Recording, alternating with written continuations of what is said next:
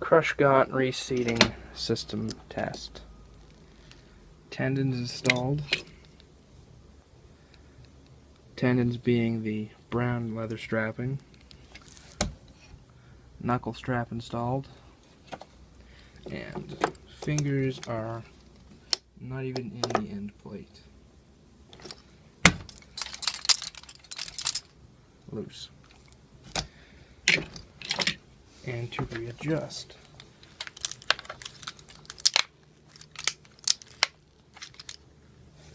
Fingers are now fully reinserted.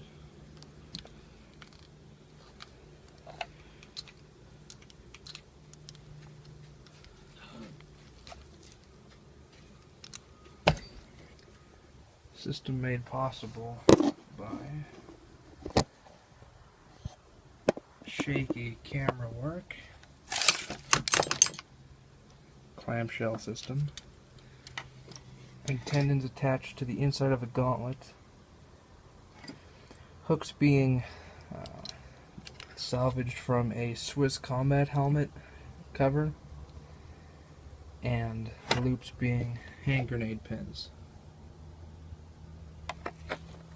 The strapping is just bonded suede. Still leather. Still opaque dye.